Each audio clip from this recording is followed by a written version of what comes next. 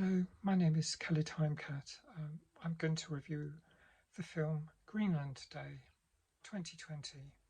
It's an action drama, sci-fi thriller, or more specifically, a disaster movie, and it stars Gerard Butler as John Garrity, an architect. And when the film opens, he is deep in thought, pondering about his wife and his son, who he's looking at on the phone. And he drives home shortly afterwards. And when you see him reticent at the door, hesitating about whether to use his house key, you realise that things might not be going too well between him and his partner, Alison. So, for a start, he then interrupts on a treadmill when she's working out. She's a bit startled. There are a few signs of the comet already, because there's mention of it when he turns on the radio, and his young son's drawn a picture in school of the comet. It's called Clark, and to start with, it doesn't seem like a threat, but that's where the sense of realism kicks in, because that's how major threats usually emerge. We get trickle information like we did in January 2020 when coronavirus started spreading out of Wuhan, but most of us didn't have the knowledge to spot the danger signs that may have forewarned us that within a few weeks we'd be in a global outbreak of a very damaging pandemic. So the situation escalates with the sky filling with planes and military vehicles on manoeuvre, and there's the slight sense of deja vu about what we've been through. John receives a presidential alert when he's shopping for a party, and the call comes for him to evacuate with his family.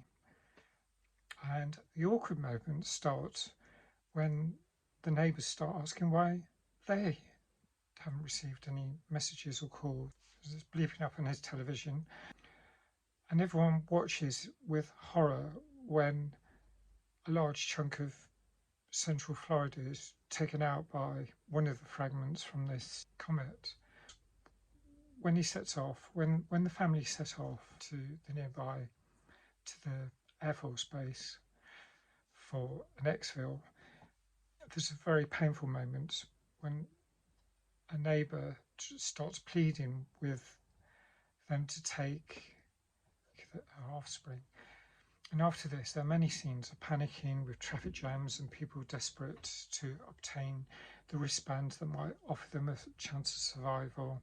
And things turn very violent at times. People really scheming. Everyone's in utter desperation, and there are some spectacular, awful events that happen one after the other.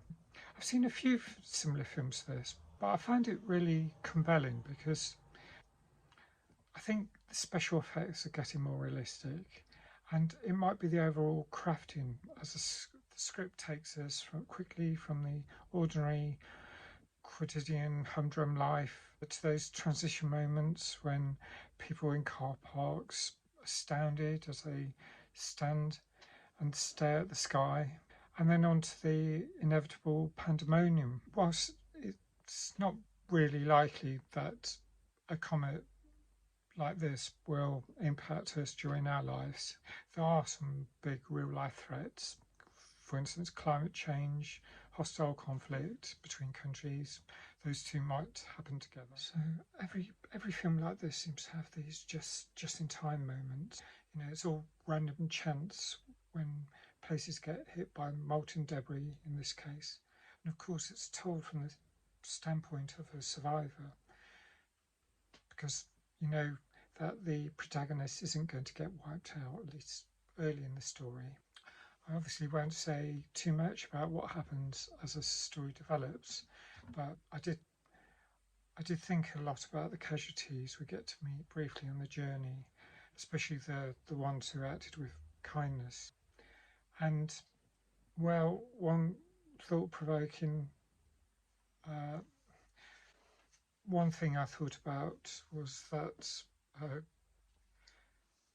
in this type of scenario, almost it would most likely be most of us who end up succumbing. But on that, have your notes. Leave your comments below to tell me what you thought about the film. Thanks for watching. Bye for now.